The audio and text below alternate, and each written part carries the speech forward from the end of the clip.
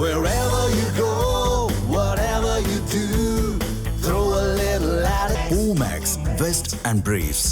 மூடப்பட்டுள்ள Hindustan photo films தொழிற்சாலை வளாகத்தில் அத்துமீறி நுழைந்து 3 டன் மண் கடத்திய தவிக கிளை செயலாளர் உட்பட 6 பேரை போலீசார் கைது செய்துள்ளனர். கூடுதல் தகவல்களை செய்தியாளர் ஜெகதீஷ் வழங்க கேட்கலாம். வணக்கம் ஜெகதீஷ், இந்த கடத்தலில் ஈடுபட்ட தவிக கிளை செயலாளர் யார்? முழுமையான விவரங்களை பதிவு செய்யுங்க ஜெகதீஷ். வணக்கம். நீலகிரி மாவட்டம் உதகை எச்பிஎஸ் பகுதியில் மத்திய அரசின் சினிமா படசுருள் உள்ளிட்ட பொருட்களை உற்பத்தி செய்து வந்த இந்துஸ்தான் போட்டோ பிலிம்ஸ் தொழிற்சாலை நலிவடைந்ததன் காரணமாக தற்போது தொழிற்சாலையானது மூடப்பட்டுள்ளது. இந்நிலையில் சமீப காலமாக இந்த தொழிற்சாலை வளாகத்திற்குள் திருட்டுத்தனமாக அத்துமீறி சிலர் நுழைந்து மண் மற்றும் கற்களை உடைத்து விற்பனை செய்து வருவது தெரிய வந்துள்ளது. குறிப்பாக இந்த மண்ணில் வெள்ளி துகள்கள் கிடைப்பதாக கூறி ஒரு சிலர் மண்களை திருட்டுத்தனமாக திருடி சென்று விற்பனை செய்து வருகின்றனர்.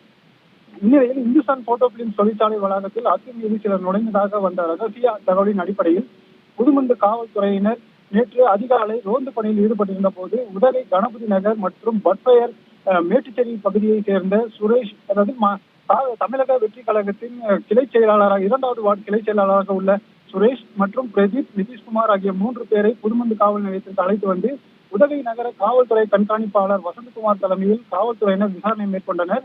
இந்த விசாரணையில் மேலும் ரவி என்கிற சுதாகர், ஹரிகரன், நந்தகுமார் ஆகிய 3 பேரை காவல்துறையினர் கைது செய்து தீவிர விசாரணை மேற்கொண்டதில் இந்த மண் கடத்தலில் ஈடுபட்டுள்ள 6 பேருமே தமிழக வெற்றி கழகத்தை சேர்ந்தவர்கள் என்பது தெரிய வந்துள்ளது. இந்நிலையில் கடத்தலில் 40 மண் மூட்டைகள் கொண்ட 3 டன் மண் மற்றும் கடத்தலுக்கு பயன்படுத்தப்பட்ட சரக்கு வாகனத்தையும் காவல்துறையினர் பறிமுதல் செய்துள்ளனர். இந்நிலையில் தற்போது வெள்ளி துகள்கள் இருப்பதாக கூறி மண்களை திருடி சென்று கோவை மாவட்டம் காரமடை, கவுண்டம்பாளையம் மற்றும் மதுக்கரை ஆகிய பகுதிகளில் விற்பனை செய்யப்படுவதாகவும் தற்போது தகவல்களானது வெளியாகியுள்ளது. மேலும் ஒரு மண் மூட்டை சுமார் 20,000 ரூபாய் வரை விற்பனை செய்யப்படுவதாக திடுக்கிடும் தகவல்களும் தற்போது வெளியாகியுள்ளதால் பொதுமக்களிடையே பெரும் அதிர்ச்சியையும் ஏற்படுத்தியுள்ளது.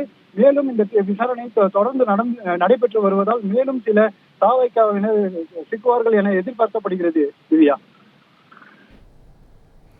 முழுமையான விவரங்களுக்கு நன்றி ஜெகதீஷ். தமிழ் ஜனம் சேனலை சப்ஸ்கிரைப் பண்ணாம பார்த்துட்டு இருந்தீங்கன்னா மறக்காம சப்ஸ்கிரைப் பண்ணிடுங்க.